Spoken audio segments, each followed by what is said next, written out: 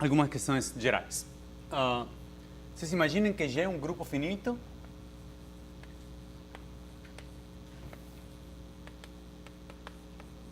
Lembrem que uma representação de G, ou um G módulo, V, é um K espaço vetorial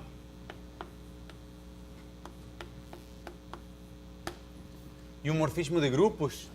Eu vou considerar V de dimensão finita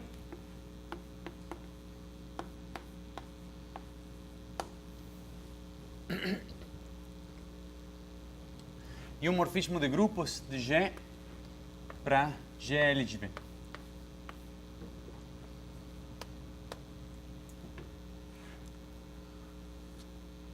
Dado um elemento G em G e um vetor V em V, normalmente eu vou denotar G agindo em V como o ρ de G por V. E nunca vou mencionar explicitamente aquele ρ. Então, a categoria de representações de G, ou de G módulos, é uma categoria com morfismos. Estou definindo uma categoria C, que é as representações de G. Estou incluindo só representações de dimensão finita. Os objetos de C são aqueles V módulos.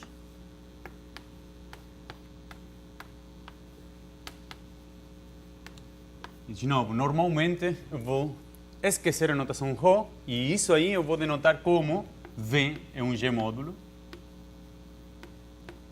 ou uma representação de G. E os morfismos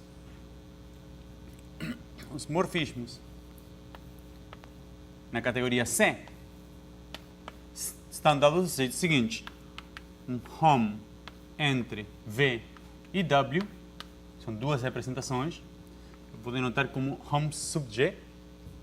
Isso consiste de mapas lineares em T, que é um endomorfismo K-linear de V para W, comutando com a ação de G, tal que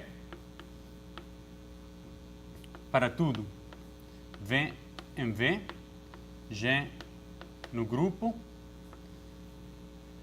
G agindo em V e logo aplicando T é a mesma coisa que G agindo em T de V. Aqui estou utilizando a ação do grupo G em V e aqui estou utilizando a ação do grupo G em W. Então, podem checar que a identidade comuta com a ação de G e as composições estão bem definidas e a composição é associativa. Então, isso determina uma categoria, que é essa categoria de representações. Agora, que estruturas aquela categoria tem? Então, estruturas em rep de G.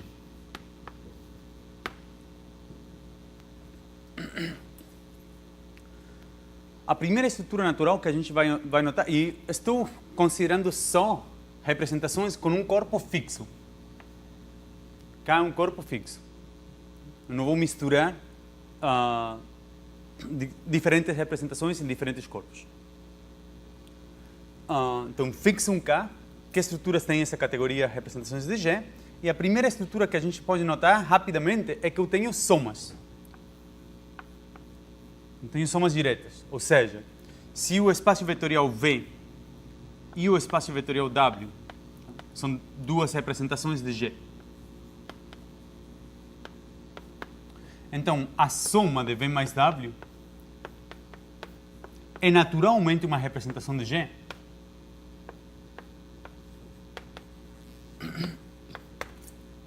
Com a estrutura seguinte: o G agindo em V mais W, eu defino ele como o G em V mais o G em W. Então tenho somas diretas. Mas ainda, eu posso somar morfismos. se vocês me dão um T que pertence a hom de G de V para W e um S, que é um morfismo de V' para W', então certamente tem um T mais S, que é um morfismo de V mais V', com aquela estrutura de representação para W mais W'.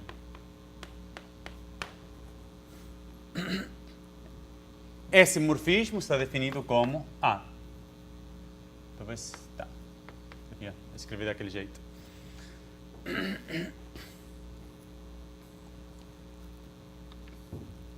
Está claro qual é a definição desse morfismo? T mais S em V mais V' é o T de V mais T de V'. Antes do que isso, eu devia ter mencionado o seguinte, é que mesmo entre duas representações, o hom G de V, de V em W, é naturalmente um K espaço vetorial.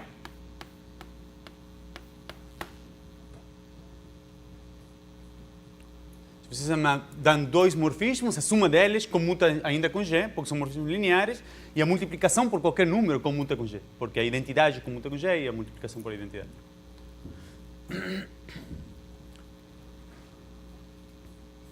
Ok, essa é a estrutura mais simples que a gente tem. Que outras estruturas a gente pode estudar? E, naturalmente, eu tenho subobjetos. Eu tenho núcleos e conúcleos. Então, para definir isso, vamos notar o seguinte. Seja V um G-módulo, uma subrepresentação de G, subrepresentação, ou um submódulo,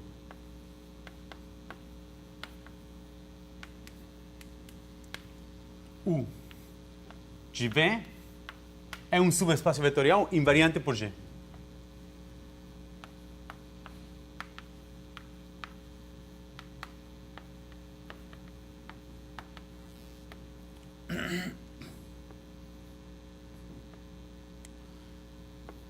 Tal que G agindo em 1 está dentro de 0 é sempre uma subrepresentação e o espaço vetorial V é sempre uma subrepresentação. Então, definição: V é dita irredutível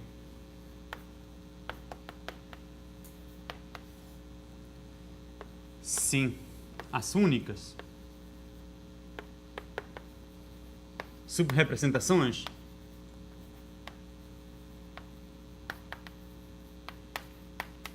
são 1 igual 0 ou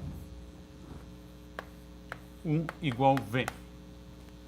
Normalmente, na literatura, a gente pede que V mesmo não seja 0, para evitar algumas complicações.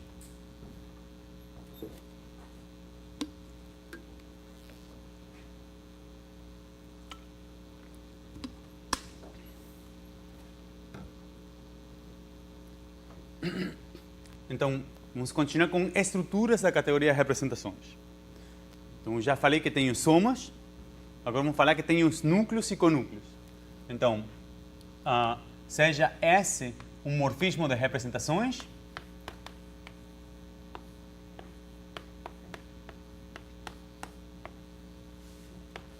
então, o núcleo de S é uma subrepresentação de V.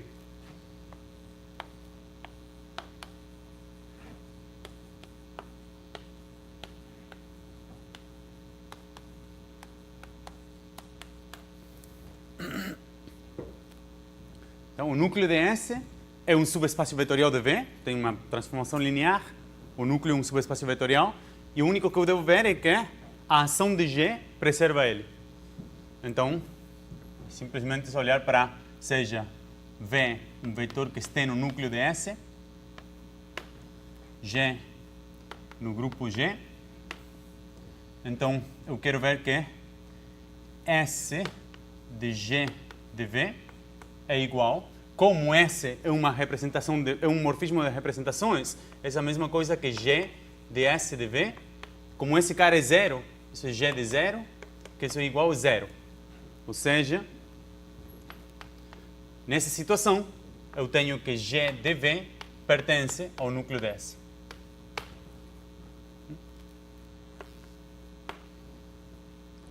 Então, dado qualquer morfismo de representações, o núcleo é uma representação. Mesma situação, dado qualquer morfismo, o conúcleo de S é uma representação de G. É naturalmente uma representação de G.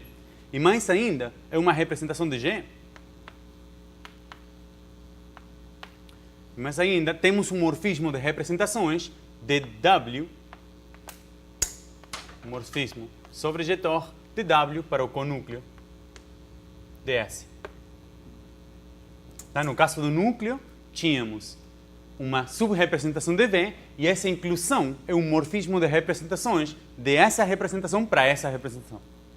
Agora, no caso do conúcleo, é uma sobrejeção dessa representação para essa representação. Então, como é que a gente define o conúcleo? Como o conúcleo de espaços vetoriais. Ou seja, esse cara aqui, como espaço vetorial, é simplesmente W dividido a imagem, ou poderia escrever como o S de V, como espaço vetorial. Qual é a ação de G nesse espaço vetorial? Então,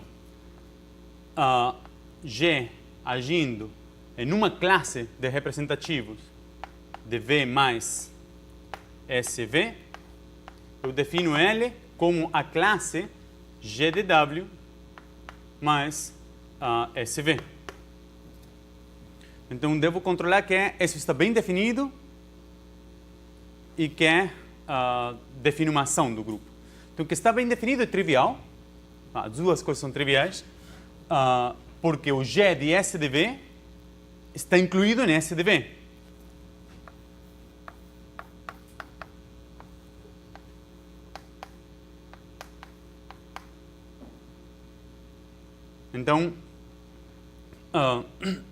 Então está bem definido na classe, não importa qual representativo eu peguei aqui.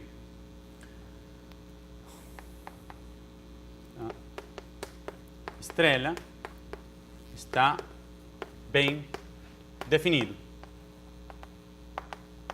E que uma ação é trivial, porque o único que eu preciso é a associatividade para G e G' no grupo G.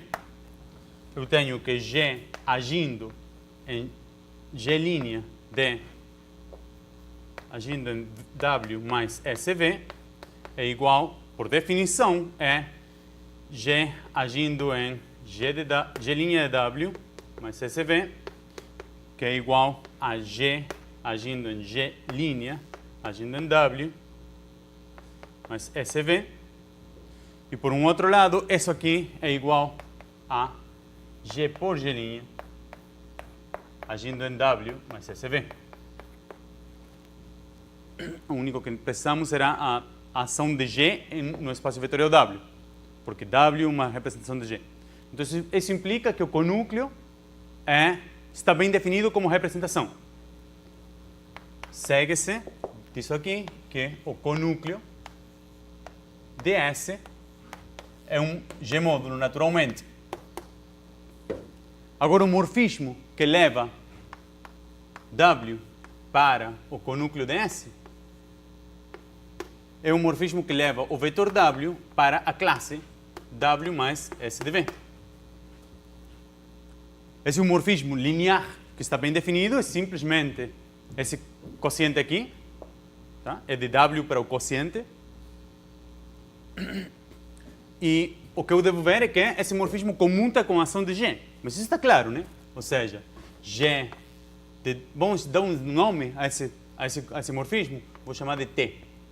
Então, G de W, T de isso, por definição, é o G de W mais S de V. E por um outro lado, o G de T de W é igual ao G agindo em W mais SV. E por definição, isso é G de W mais SV, que são iguais. Então, a categoria de representações de G tem somas, tem núcleos e tem conúcleos. Tá? Notem que isso não é o caso natural. Essa é uma estrutura, a existência de conúcleos, que não é o caso normal de categorias algébricas. Essa diferença entre representações de objetos e objetos algébricos. Por exemplo, se vocês olham para a categoria C, que seja a categoria de grupos, a categoria de anéis, todas as categorias que vocês já estudaram, categoria de K-álgebras associativas,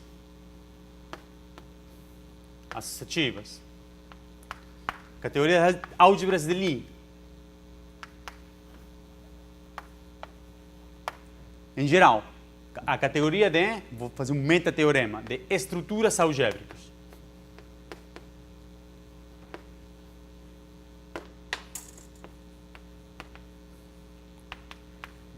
Não tem conúcleos.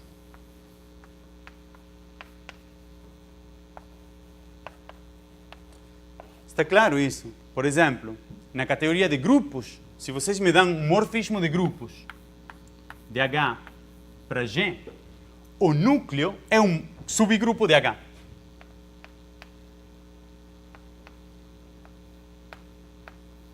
Esse é um subgrupo de H. Mas o conúcleo, como conjunto,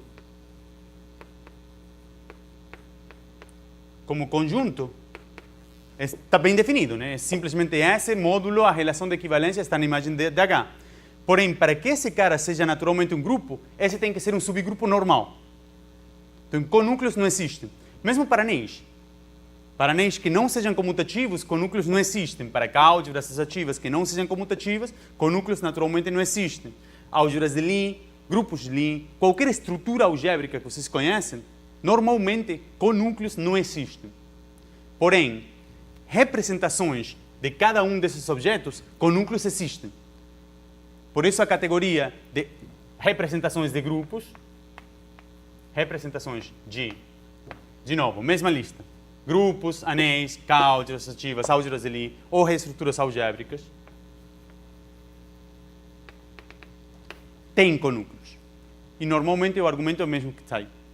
Isso é um dos motivos pelos quais, para estudar estruturas, a gente utiliza representações. Porque é uma categoria mais simples, porque tem mais estrutura, do que estudar a estrutura mesma. Então, para estudar um grupo, é normal estudar as representações desse grupo. Que é mais simples do que estudar o grupo mesmo.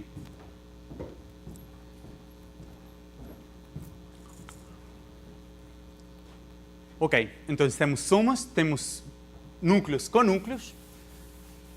Espero que tenha sido claro pelo contexto até hoje, que estou começando com representações só para poder voltar e aproveitar representações do grupo simétrico, no caso das extensões de corpos quárticas.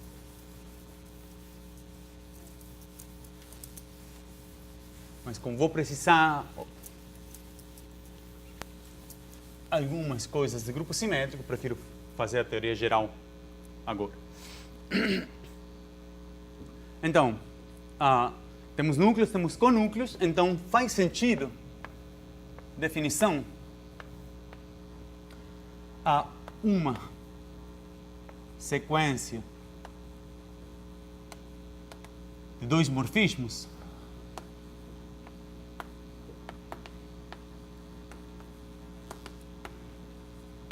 S e T de G módulos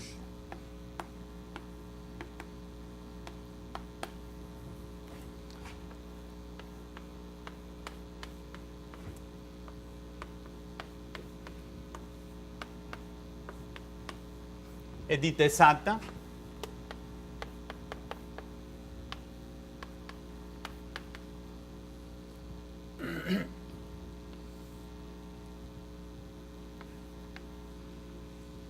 sim, T composta com S é igual a 0 e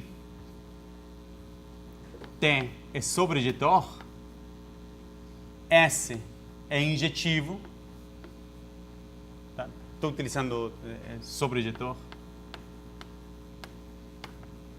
injetivo, mas ainda o núcleo de T é igual à imagem de S. Claramente não devo botar essa condição. Essa aqui implica que está.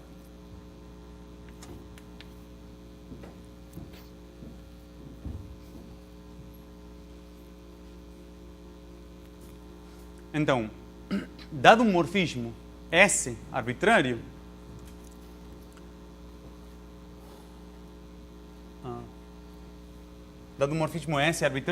a gente tem uma sequência curta. Imaginem que S for injetivo, ou seja, S é um morfismo injetivo.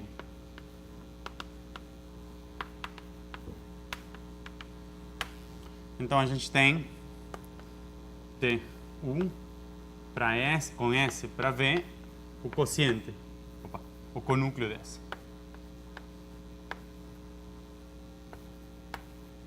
A gente viu que esse morfismo é sobrejetor, esse morfismo é injetivo por definição, e essa sequência é exata.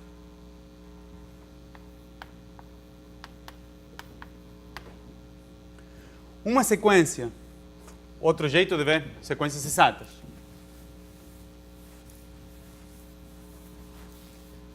E eu tenho aqui a definição de subrepresentação aqui.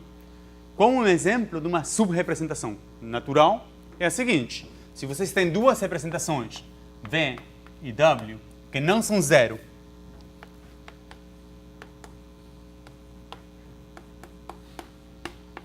então V mais W não é irredutível.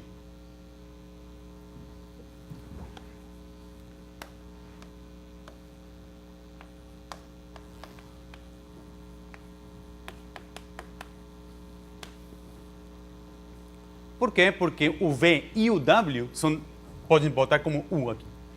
Isso porque o V dentro de V mais W, tá? A inclusão é levar o V para V mais 0. É uma subrepresentação.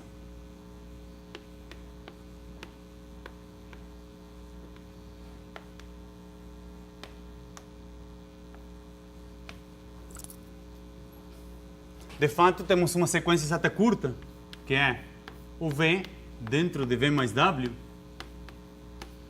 e o conúcleo desse mapa é canonicamente isomorfo ao W como representação. É exato.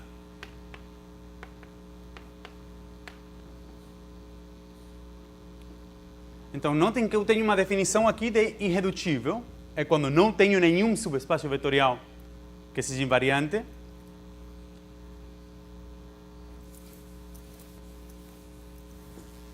Mas o que pode acontecer é que eu tenha subespaços vetoriais que sejam invariantes,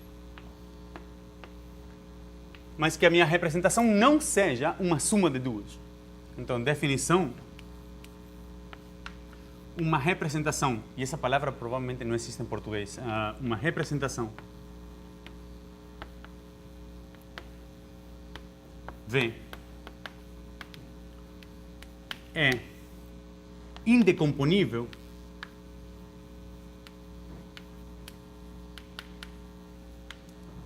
se não existem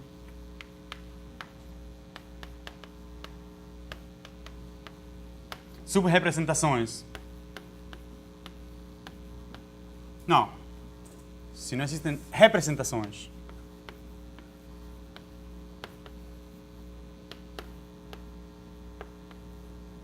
U e W em G módulos, ambas diferentes de zero,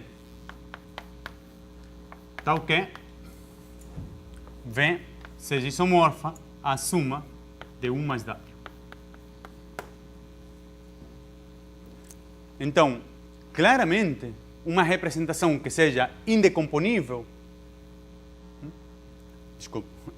tem que ser irredutível. Não, estou falando besteira. Exatamente o oposto. Essa é a minha dislexia. Então, toda representação irredutível, com certeza não pode ser a suma, porque a gente já viu que a suma não é irredutível. Então, a pergunta é se a oposta vale. Então, a existência de representações que sejam indecomponíveis, mas não irredutíveis, que é o que significa? Vamos supor que existe uma representação indecomponível, mas que não é irredutível. Então, se não é irredutível, tá? Então, imaginem que vocês têm uma V que seja indecomponível,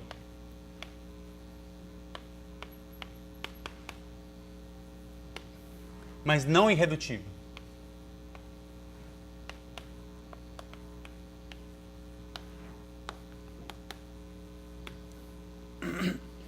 Então, neste caso, existe uma subrepresentação, e seja W o conúcleo daquela representação, o quociente de V por U. Tá?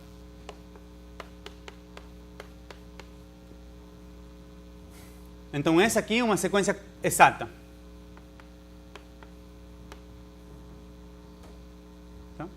Naquela situação que V é indecomponível, mas não é irredutível, então o que eu sei é que não existe um morfismo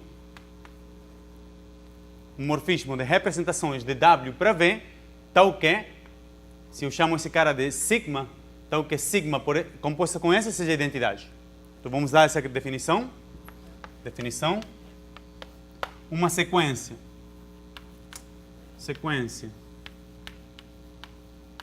exata como estrela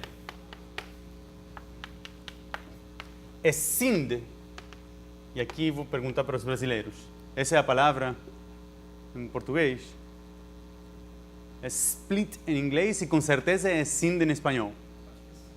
Escinde, isso se escreverá assim?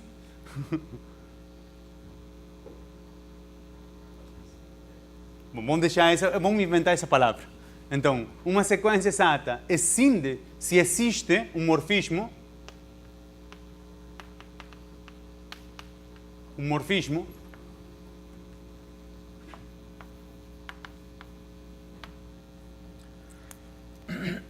vou chamar de T, tal que T, sigma de T é igual à identidade em W. Então, neste caso, identidade de W. Neste caso, certamente V vira isomorfo a U mais W. Então, a existência de objetos indecomponíveis que não são irredutíveis tem a ver com a existência de sequências exatas curtas que não escindem, que não são triviais. Dito de um outro jeito, vamos escrever a mesma coisa. Na categoria de representações de grupos, eu posso inventar uma outra categoria, que é a categoria com os objetos sejam sequências exatas curtas.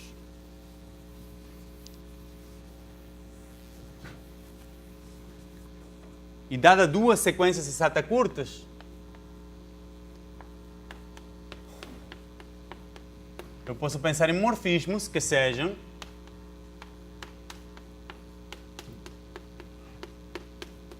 morfismos assim. A composição de tais dois morfismos está claro, morfismo que fazem no diagrama comutável. Ou seja, cada um desses quadrados comuta. A composição de dois deles, claro que o que é? A identidade, obviamente, é um morfismo de uma sequência nela mesma. E isomorfismos é quando cada um deles é um isomorfismo. Então, dado uma sequência exata curta qualquer, eu tenho uma outra sequência exata curta, que é do jeito seguinte. Eu posso voltar para U de V a W, eu tenho sempre uma outra sequência exata curta, onde os últimos dois termos são fixos, que é o U vai para V mais W, vai para W, vai para 0. Então, a existência de uma sequência que não seja trivial, ou seja, que o V, o mais W. Se o V for indecomponível, mas não irredutível, então eu não existiria.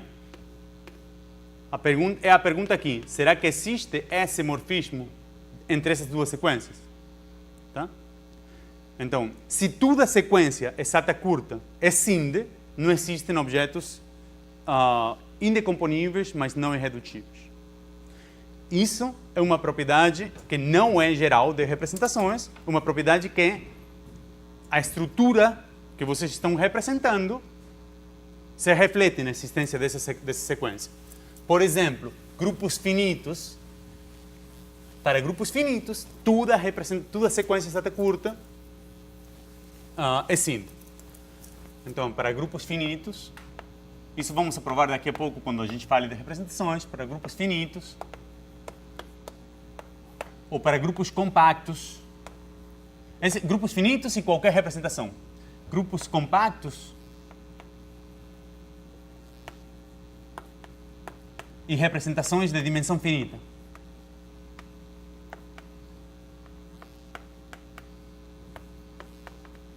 De dimensão finita. Álgebras de Lie ou álgebras associativas.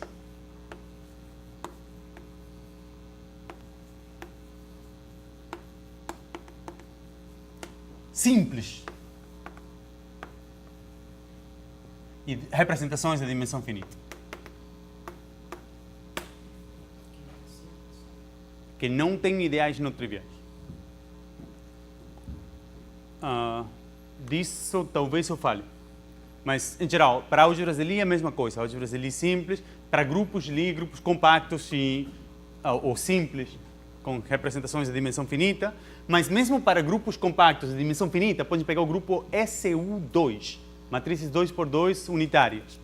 Esse é um grupo compacto, com variedade a esfera S3. E vocês olham para representações de dimensão infinita e já tem sequências exatas que não existem.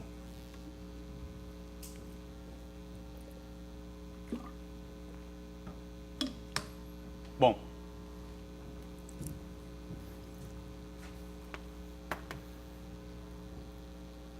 eu não vou utilizar isso por enquanto. Essa é uma das estruturas.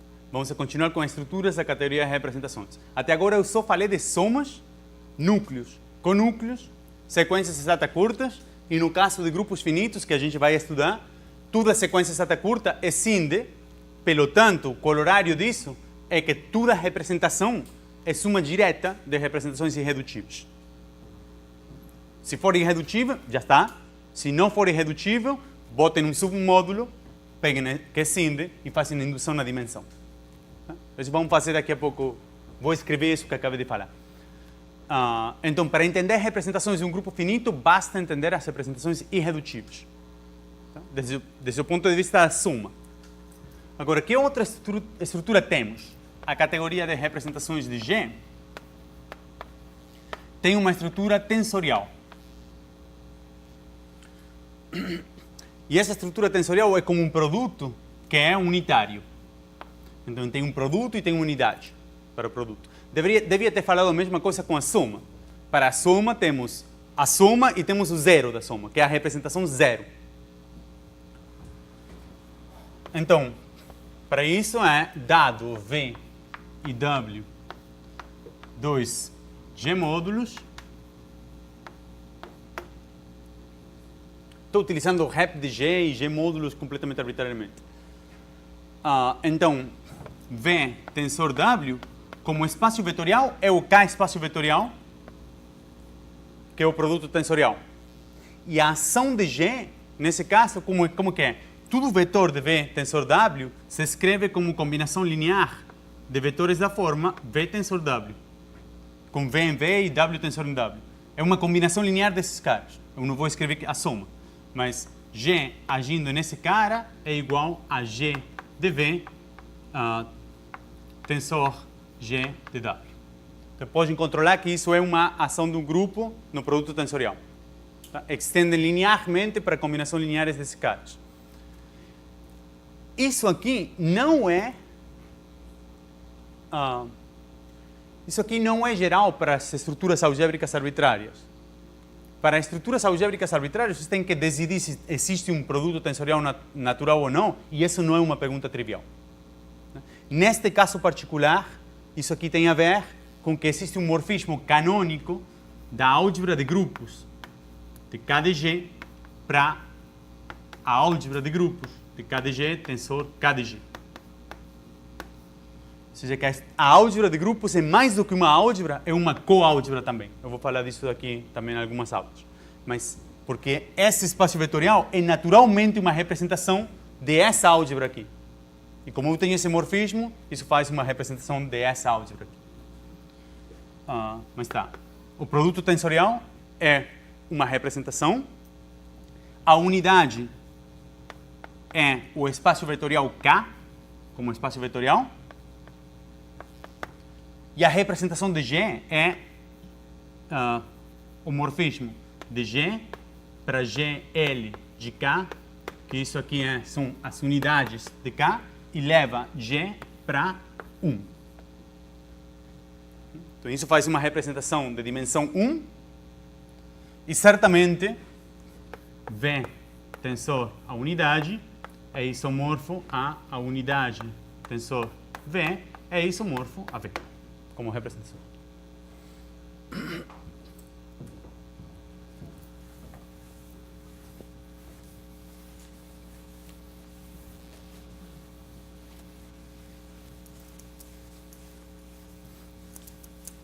Finalmente, se vocês têm um grupo G, é um grupo, e vem uma representação, então, V tensor N, que eu defino como V tensor V N vezes. Opa!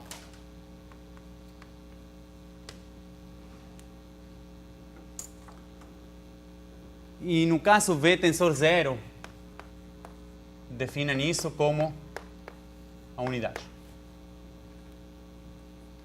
Então, por indução, todos eles são representações de G.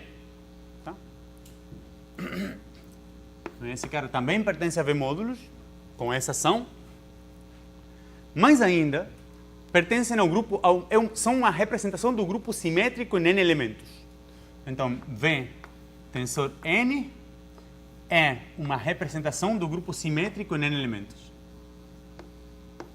Que Sn é o grupo de automorfismos do conjunto 1 até N. Então, qual é a ação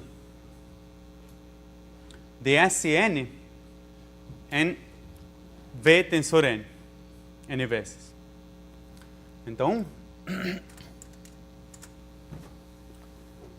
a ação é simplesmente, se vocês me dão um sigma em Sn, eu vou criar ações à esquerda. Tá? E V1 tensor até Vn nesse produto, então sigma agindo em V1 até Vn é igual a V de sigma inverso de 1 V de sigma inverso de N. Isso define uma ação do grupo simétrico em Vn. Se eu não botava sigma inverso, teria uma ação à direita, que é tão útil, tanto faz. Qual das duas? O importante é que a ação de... Agora eu tenho V tensor N vezes, tenho uma ação de G e tenho uma ação do grupo simétrico em N elementos. Vou denotar na direita, mas tanto faz se vocês botam na direita ou esquerda. Tá? A ação de G é com essa ação. Essas duas ações comutam.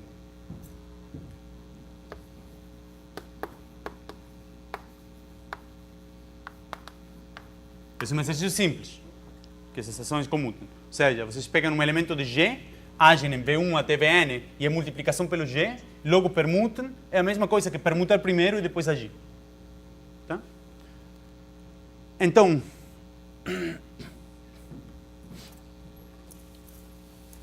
como aquelas ações comutam, deixa que eu dê uma definição. Então, talvez eu escreva aqui. Definição. Seja V, vamos fazer W, um G módulo. G módulo. Então, W, G, são os objetos de W que são invariantes pelo grupo G.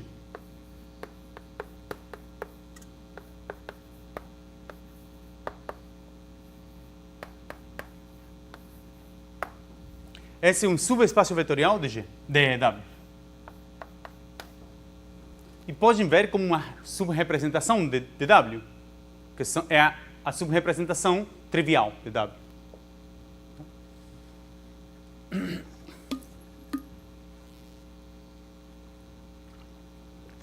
Então, definição. Sim N de V, eu defino como V tensor N invariante pelo grupo simétrico em N elementos. Tá?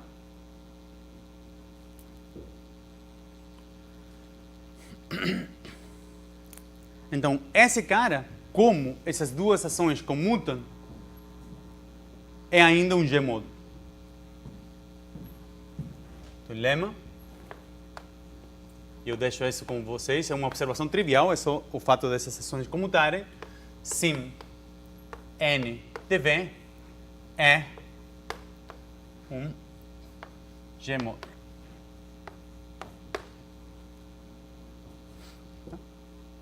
É um sub-G módulo de V tensor N vezes com ele mesmo.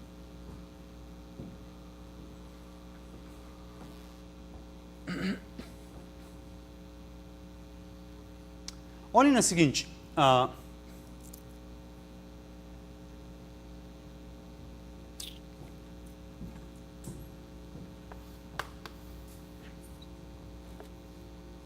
dado, eu não vou falar mais do que uma hora hoje de representações gerais e depois vou virar para os grupos simétricos, vou voltar para extensões de corpos.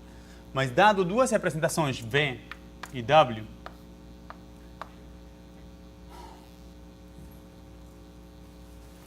então, olhem para as estruturas que a gente tem até agora. Então, construímos a suma com o 0, construímos o produto tensorial com o 1. Deixo para vocês verem que esses são distributivos de um jeito natural. Temos núcleos e conúcleos.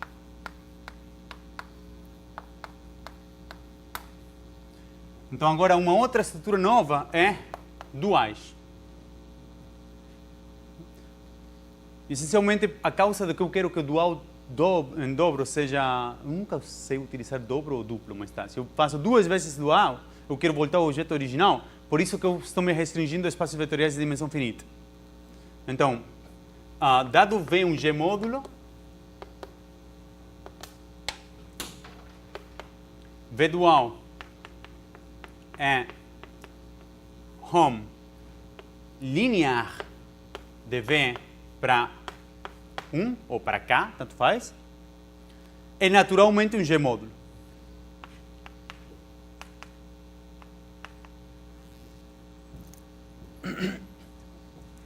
Isso é o fato de, como é a ação, seja G agindo, seja φ em V dual, G no grupo, a ação de G em φ, valuada num vetor V, eu vou definir isso como φ de G inverso em V. Isso dá uma ação de G, e preciso o G inverso para que seja uma ação à esquerda. Tá? Então, vamos checar isso. Ou seja, isso dá uma estrutura de G módulo, em V dual. Que é o que eu devo controlar? Devo controlar que G agindo em φ, H agindo em G de φ, seja igual a H por G de φ. Então, avaliamos os dois lados num vetor V. Tá? Isso é certo se somente sim. Os dois lados em G, em φ, valuado em V, é igual a H por G em φ, valuado em V. Esse lado é simples. Então, esse lado aqui é simplesmente φ de H por G inverso, valuado em V, por definição.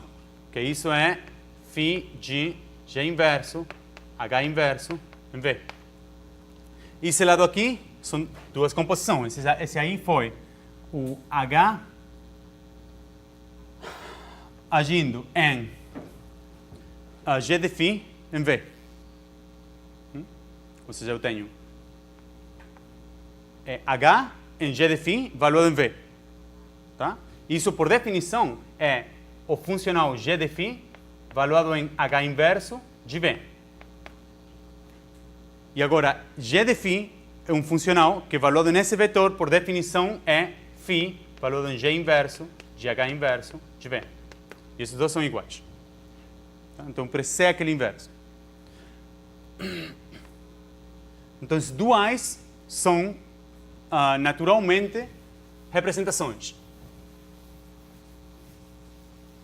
Mas ainda, morfismos são naturalmente representações. Morfismos de espaços, K espaços vetoriais, são naturalmente representações. Então, hom K de V em W é naturalmente uma representação.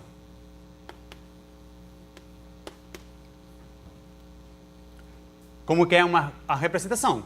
Tá, se vocês me dão um T que pertence a hom K de V em W, então defino G agindo em T valuado em V como, e o que eu posso fazer? Eu vou fazer T de G inverso de V, mas vou fazer a conjugação.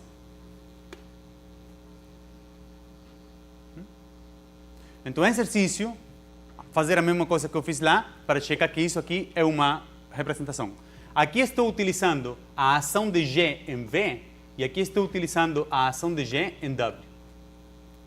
Tá? Isso me dá uma representação do grupo nos endomorfismos. O problema é que eu tenho um isomorfismo natural de espaços vetoriais. Exercício.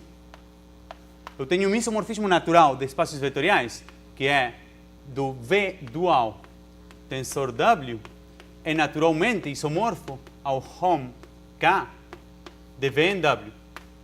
De novo, esse isomorfismo não é trivial para espaços de dimensão infinita. Tentem descrever tal isomorfismo sem escolher bases, por exemplo. Mas de todo jeito. Eu tenho um isomorfismo natural entre esses espaços vetoriais. Agora, esse espaço vetorial é um G-módulo. Porque o V dual é um G-módulo, W é um G-módulo, o produto tensorial é um G-módulo. Esse aqui, acabo de ver que é um G-módulo. Então, é exercício ver que o isomorfismo natural de espaços vetoriais é um isomorfismo de G-módulos. Tá? Que esse isomorfismo é um isomorfismo de G-módulos. Caso contrário, eu teria definido duas estruturas diferentes de G-módulos no mesmo espaço vetorial, naturalmente.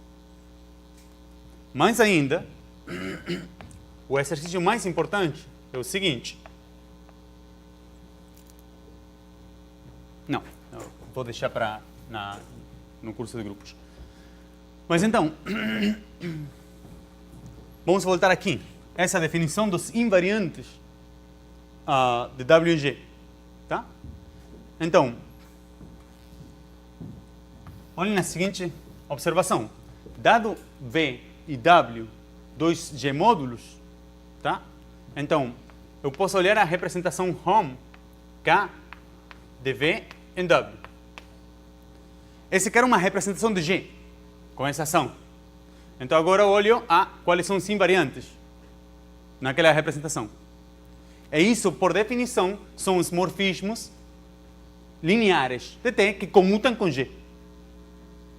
Tá? Se é invariante por essa junção, é que comutam com G. Isso implica que isso aqui, por definição, são os morfismos de G, de V em W. Tá? Em particular, utilizem essa observação com V igual à identidade.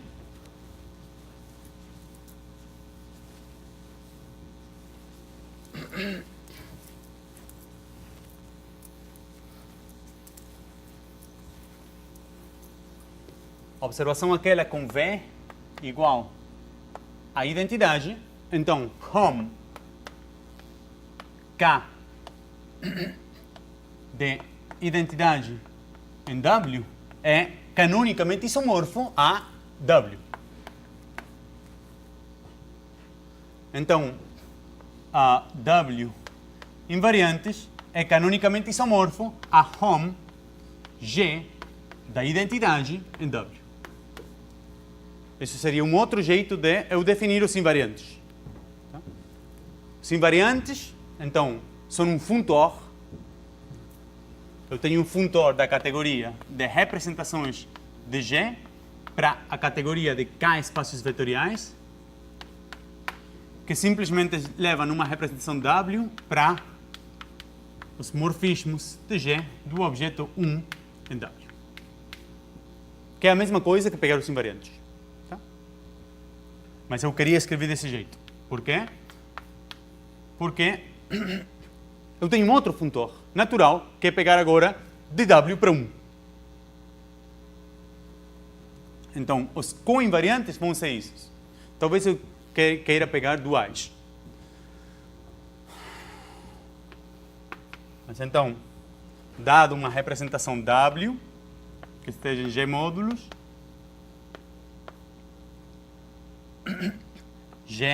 então, vou definir WG como um quociente. Isso vai ser um quociente de W, modulo uma relação de equivalência. E a relação de equivalência vai ser que W é equivalente a W' se existe G em G, tal que G de W é igual a W. Então está claro que isso é uma relação de equivalência. O quociente é um espaço vetorial, e esse espaço vetorial eu vou chamar de os coinvariantes de W. Tá?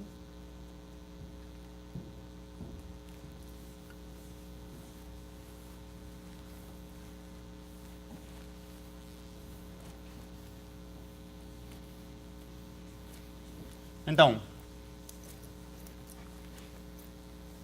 eu vou voltar para isso. E eu vou fazer daqui a algumas aulas a mesma pergunta. Se alguém quer responder hoje, estou feliz.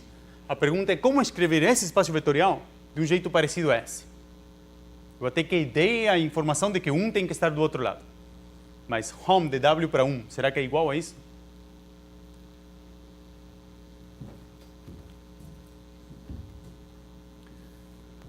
Bom, mas agora que eu defini coinvariantes,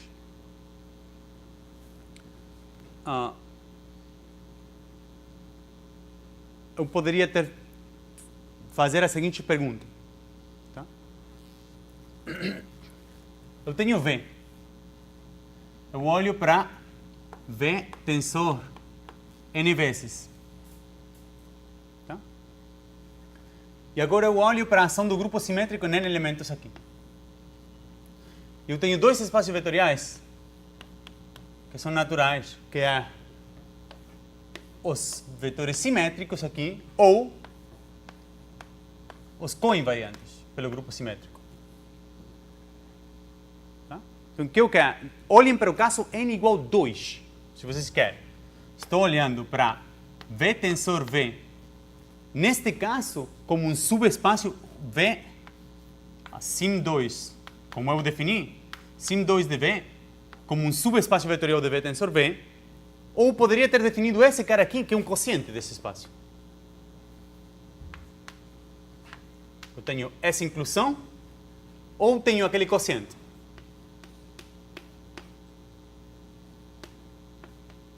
Esse sobrejetor, por definição, esse é um quociente desse. Aquela sequência certamente não é exata. Não estou definindo morfismos de nenhum tipo, não estou dizendo que isso seja exato. São uma sequência de dois morfismos de espaços vetoriais. Tá? A pergunta é, como comparo esses dois? Aqui estou pensando em dois caras, que esse cara é gerado por vetores da forma V tensor V. Em cambio, esse cara aqui é V tensor W, onde eu declaro que esse cara é igual a W tensor V. Esses os dois jeitos diferentes de pensar nesses espaços vetoriais. Então a pergunta é, será que são iguais ou não?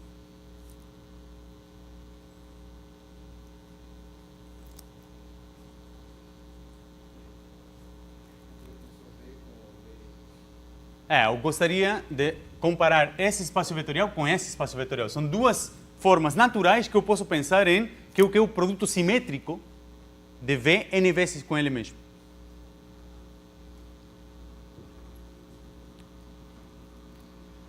Então vou deixar para vocês pensarem um pouco nessa situação e eu quero definir que é o produto alternante agora. Então para isso vou dar uma outra definição do grupo simétrico.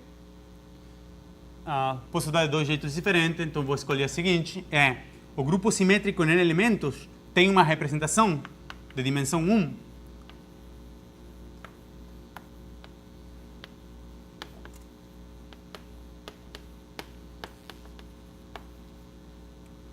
que eu vou chamar do sinal,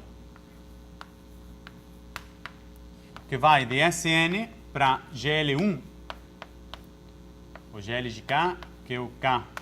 Sim, na realidade, fatora por mais ou menos 1 e leva o sigma para o sinal do sigma, que é o mais ou menos 1.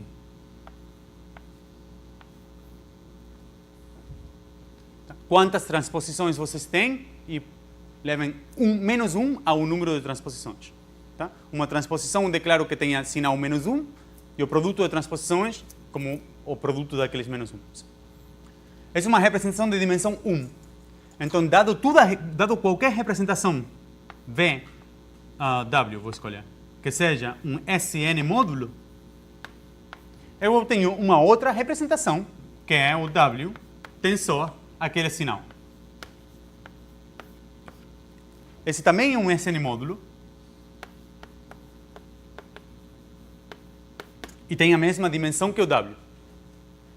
Em particular, eu posso olhar para V tensor N, que era um Sn módulo, e pegar aquele produto tensorial. Naquele caso é simples.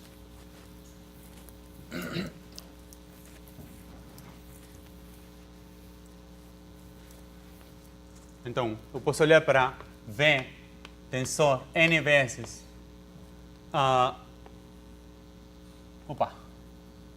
com N como representação de Sn módulo e pegar o produto tensorial com sinal. Esse cara aqui é uma representação de Sn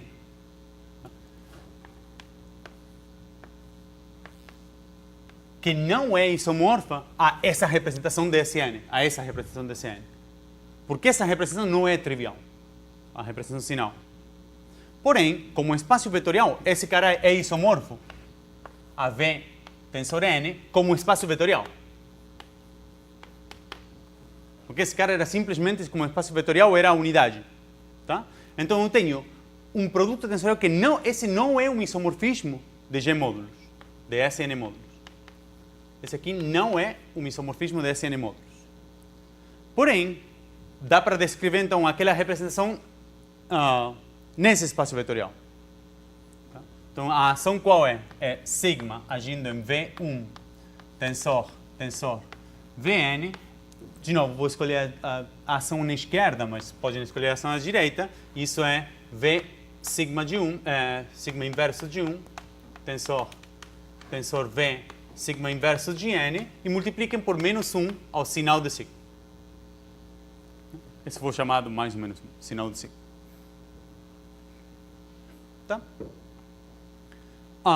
Ok. Então, definição. Wedge n de V, eu vou definir como V tensor n com invariantes pelo grupo simétrico em n elementos por essa representação. Então, para ser bem claro, é produto ao sinal. Tá? Eu vou pegar o espaço vetorial V a n com essa ação e vou pegar os coinvariantes. E a pergunta que eu vou deixar para vocês pensarem até a próxima aula é por que eu estou definindo os simétricos desse jeito e os skew-simétricos desse outro jeito. É uma sutileza muito leve, mas antes eu gostaria que, para notarem aquela sutileza, tentar pensar como é que eu posso comparar esses dois espaços. Isso vai dar qual é a sutileza. Klein, tentem provar que esses dois espaços são isomorfos.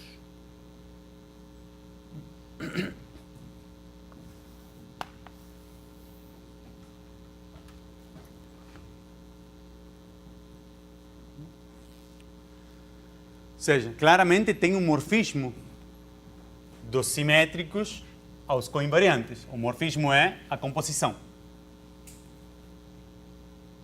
Tudo vetor simétrico, um vetor de V tensor V, pelo tanto eu posso olhar aqui no quociente. A pergunta é como construir um inverso.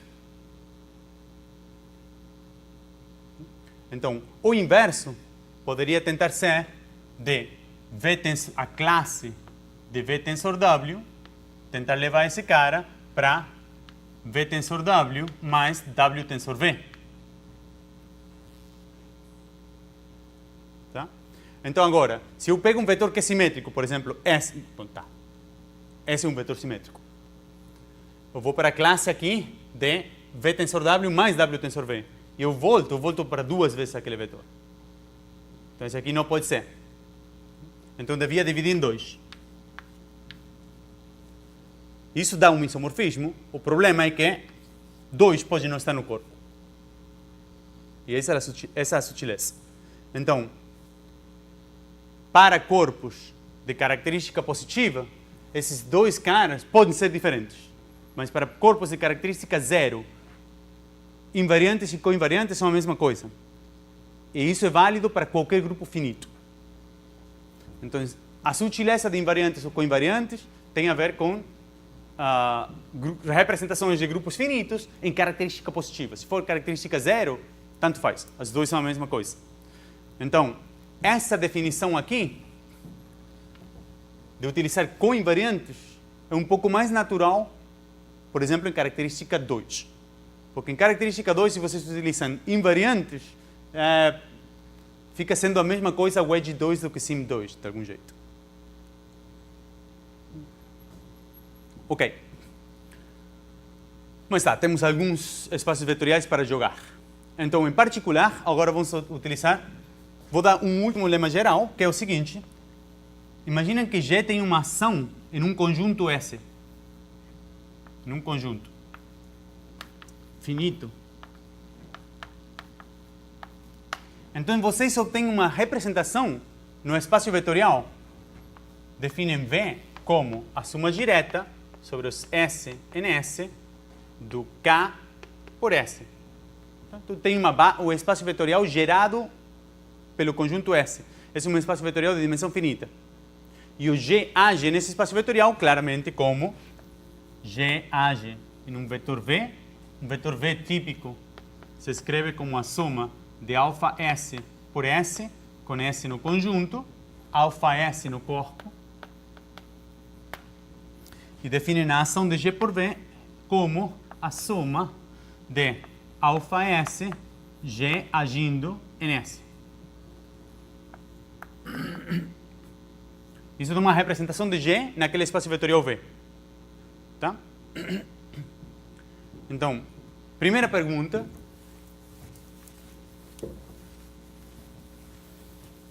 Suponha que o conjunto S tem mais do que um elemento. Se o conjunto S tem um único elemento, essa representação é de dimensão 1.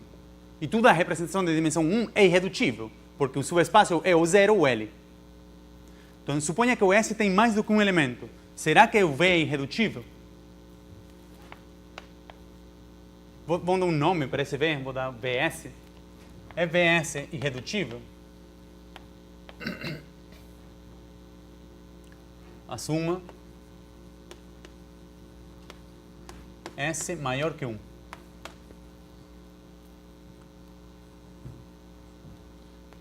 De novo, essa é uma coisa que eu já mencionei. Só dá para escrever imediatamente um vetor que é invariante pela ação de G. E aqui vamos utilizar de novo que a característica não é trivial, não é positiva, e que o grupo é finito. Então, vou pegar a soma de S com S NS e vou dividir pela ordem do grupo.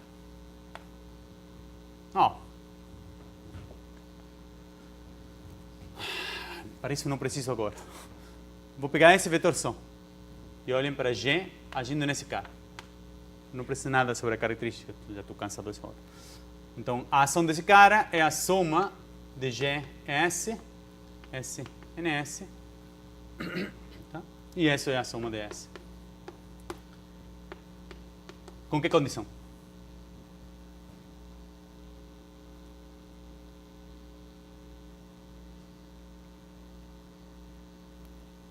O que eu devo botar para que isso aqui seja igual?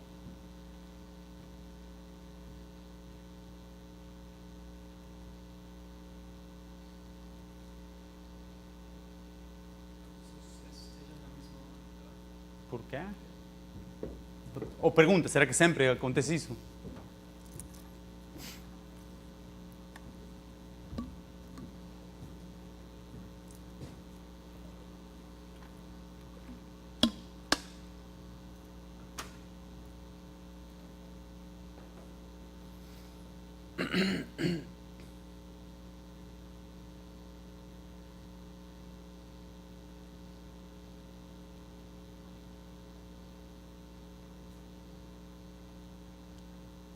Você está certo, isso que é.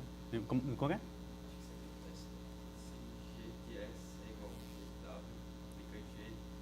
Se G de S. Ok. Como que é?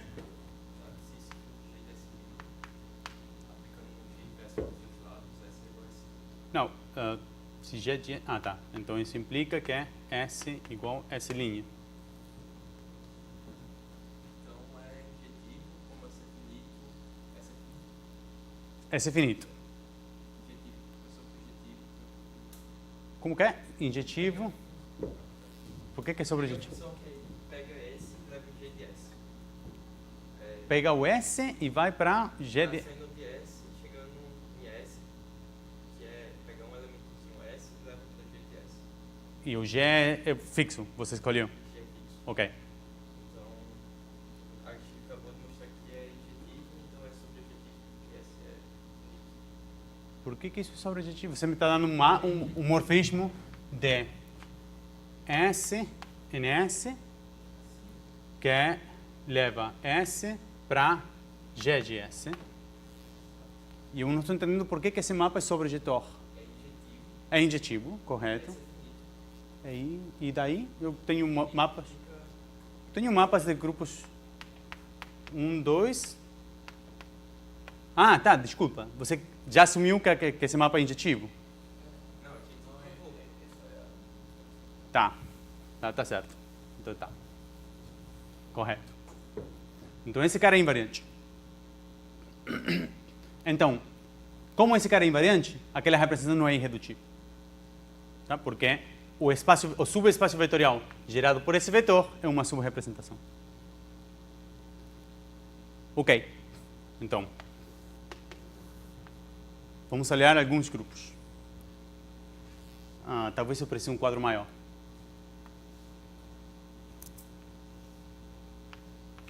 O grupo de simetrias. Eu vou olhar esse cara dentro de R3 e pensem no no tetraedro regular, tá? Que o baricentro desse cara está é o 0 de R3. Tá? Então, quando eu falei grupo de automorfismos, vou me referir ao grupo G, que são matrizes T em SO3, tá?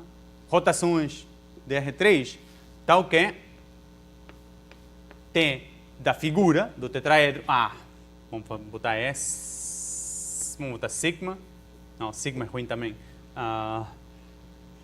G, em SO3, então que o G do tetraedro é igual ao tetraedro, tá? Então que deixem fixo o tetraedro.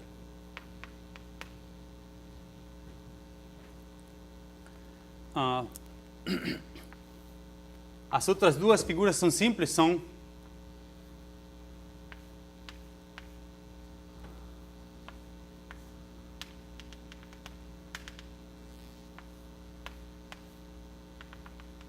S e S.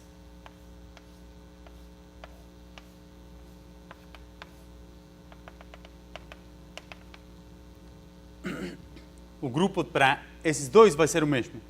Então, vou chamar esse grupo G do cubo ou do octaedro.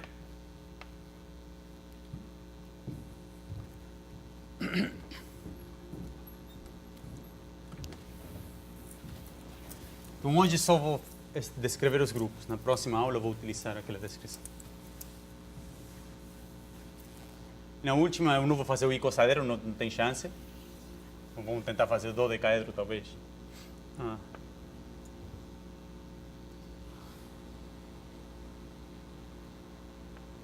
Então, isso mais ou menos. Tá certo?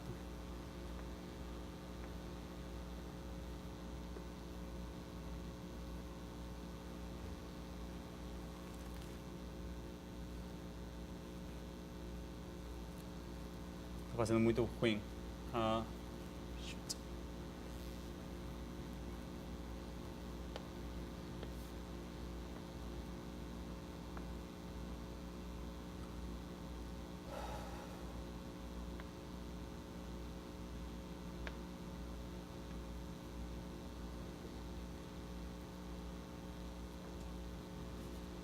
Por aqui, então vou botar aquele por aqui, aquele por aqui, aquele por aqui, aí já deve dar.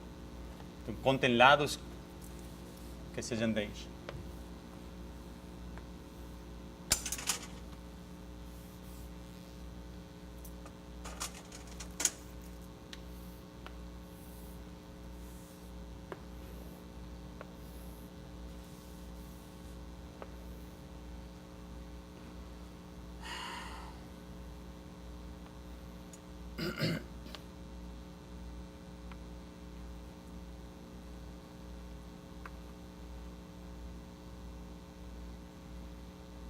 Está correto.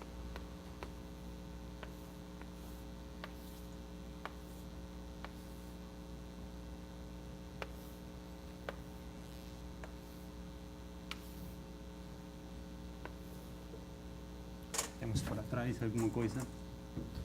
Eu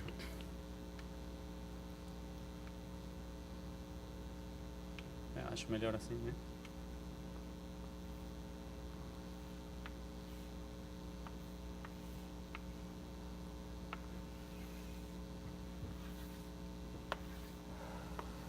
Ok. Vocês desenham no icosaedro.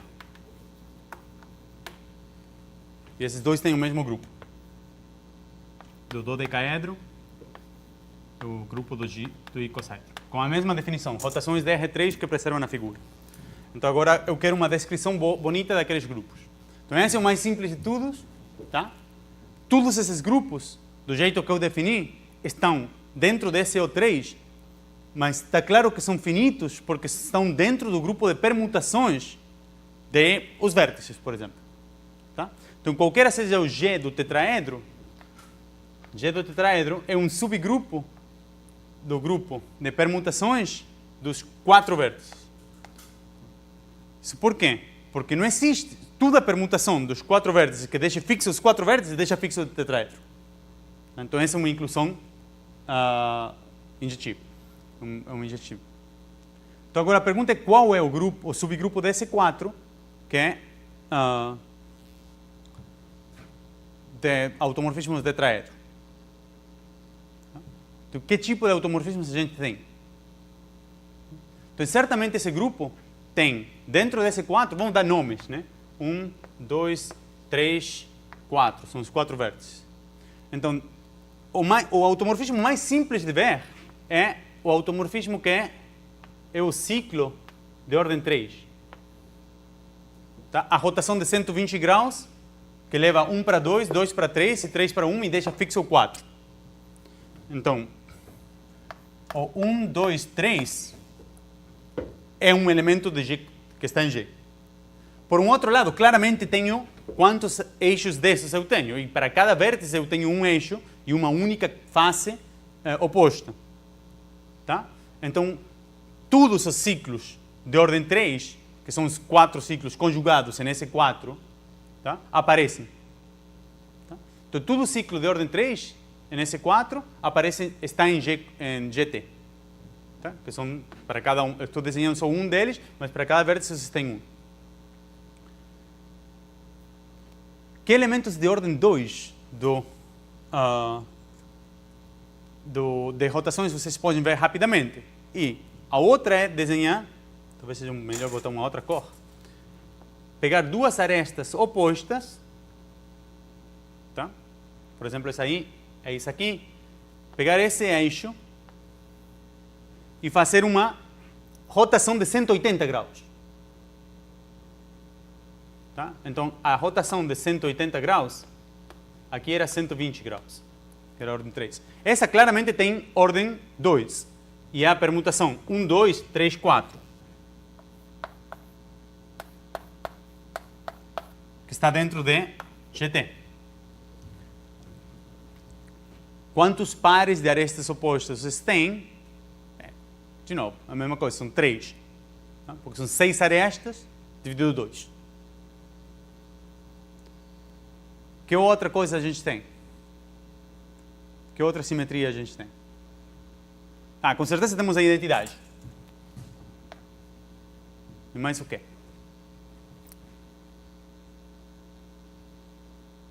E não tem mais nada. Então esse grupo aí, o que não existe e que não tem mais nada está claro, porque se tiver mais alguma coisa, tá? Esse grupo aqui é o grupo A4. São todos esses produtos das duas transposições.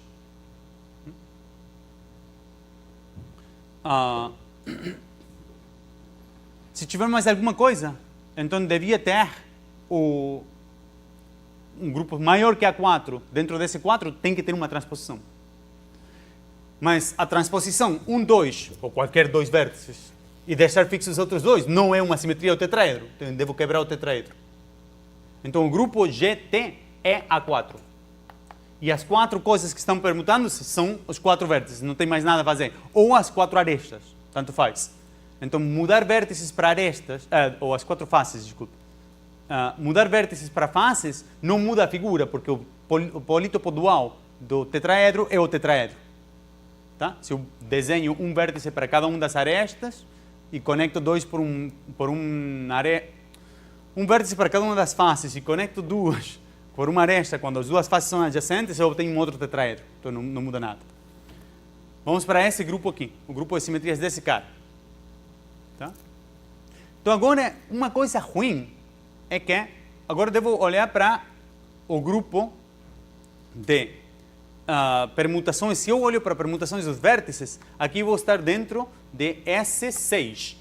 E se eu olho aqui para permutações dos vértices, vou estar dentro de S8. Para simetrias. Tá? Mas uma coisa a notar rapidamente é o seguinte: qualquer permutação do cubo, qualquer isomorfismo do cubo, como preserva a adjacência, qualquer 2 vértices que sejam opostos vão ser enviados a 2 vértices opostos. Então, se vocês me dão a imagem desse vértice, existe um único vértice possível para o segundo. Então, o que eu tenho é denotar esses 4 vértices com 4 nomes e eu já sei qual é o outro. Então, esse cara aqui é 4 linhas, 3 linhas, etc. Então, na realidade, o grupo é o S4. Então, de novo, estou dentro de um subgrupo do S4. Para esse aqui, a mesma coisa. Em lugar de deixar fixos não é certo, que é dois vértices. Aqui é melhor olhar para duas faces opostas. Ok. Mas então, quais... porque não faz sentido falar de vértice oposto. Então, quais são as permutações desse 4 que estão permitidas no cubo? E agora ganhamos, porque dá fácil para construir todas, né?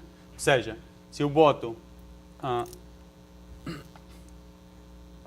esse eixo aqui, e eu faço essa transposição de 180 graus, então estou trocando 4 com 3, tá? Esses 3 com 4 também trocam, mas também estou trocando esse 1, 2, que vai para aqui abaixo, tá? Mas olhem aqui, o oposto a S1 é S1, linha, e o oposto a 2 é S2, linha. Então S1 vai para 1, e S2, linha, vem para o 2. Então essa permutação é só a transposição 4, 3. Deixou fixo o vértice 1 e deixou fixo o vértice 2. Tá? Dentro desse 4, então, eu tenho a transposição 4, 3. E como tenho as transposições, tenho tudo esse 4, que é gerado por aquelas transposições. Então, o grupo de simetrias do cubo é o grupo S4, que é igual ao grupo de simetrias do octaedro. Deixo para vocês verem que também tem a mesma coisa. Do cubo. O icosaedro eu já falei. Então, para o tetraedro, as coisas que estavam sendo permutadas eram os 4 vértices. Para o cubo e o octaedro, as coisas que estão sendo permutadas são pares de vértices opostos ou pares de faces opostas.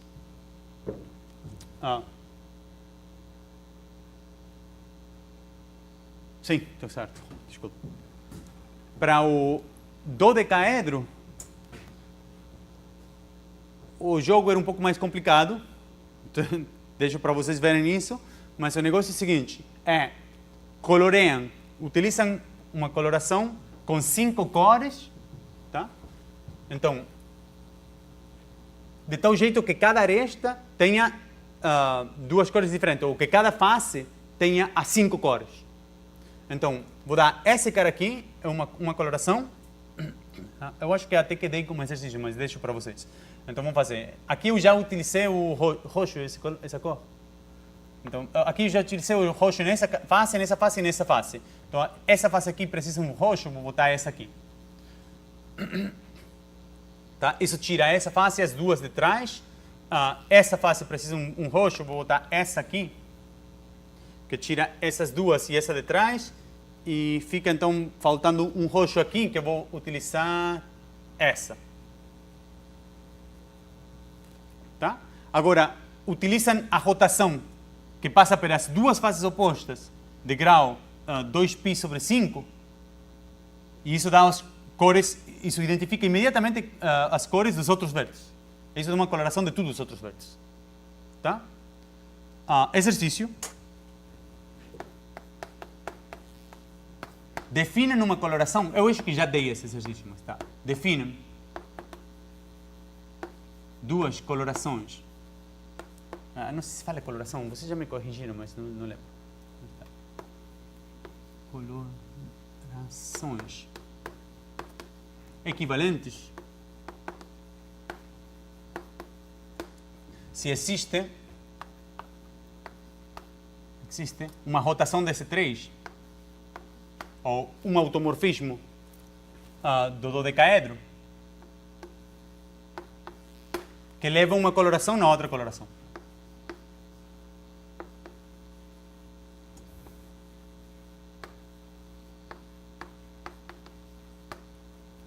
Ou seja, só com rotar os vértices muda os nomes das cores. Então o exercício é provar que existem 2 que não são isomorfas.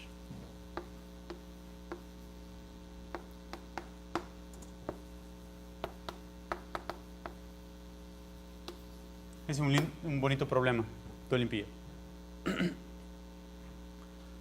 Mas tá, para qualquer duas dessas colorações, o negócio é que a gente obteve 5 tetraedros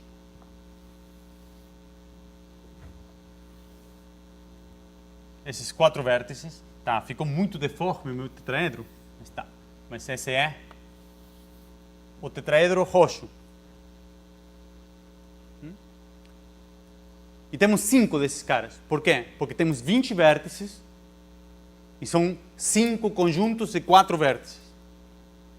Então, temos 5 tetraedros.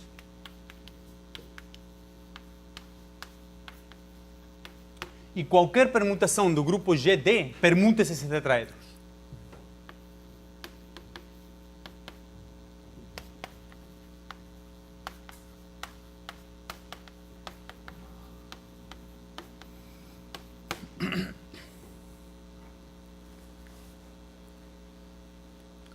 Ok?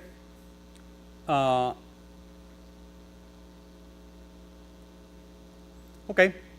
Então, agora a pergunta é, será que existe alguma permutação que, dado 2 tetraedros, só permuta 2 e não deixa, e deixa os outros 3 fixos? Essa é uma pergunta para vocês. E é simples ver que não.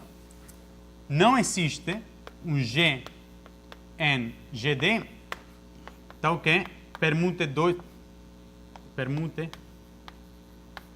dois desses tetraedros, ou 2 cores, e fixe 3. De um outro jeito, toda a permutação, toda a simetria do decaedro que fixa 3 cores, fixa 5. Isso é trivial, né? Porque você tem 3 cores fixos, esses 2 não vão poder ser trocados sem quebrar. Isso implica que o grupo GD está incluído dentro do grupo A5.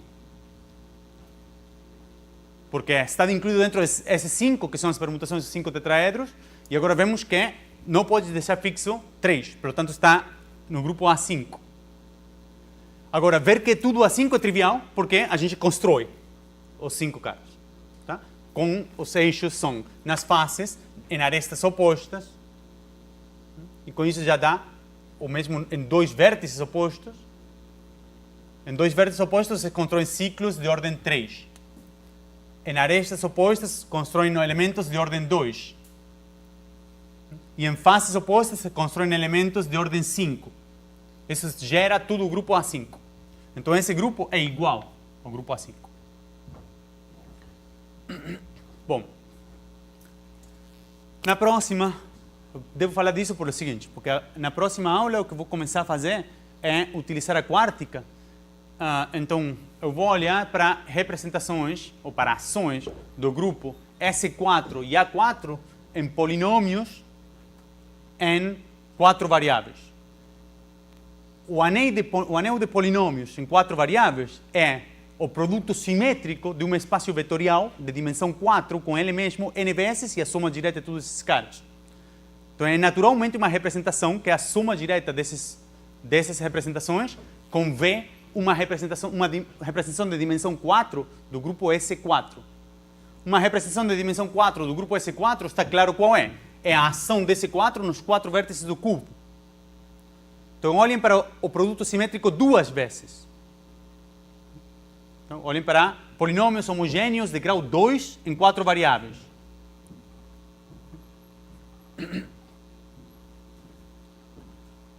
Então, esse cara tem dentro uma representação de dimensão 6, tá? Que corresponde às representações nas faces do cubo. E o resto, deixo para vocês pensarem o que eu quero. Tá? Então, na próxima eu vou começar com isso.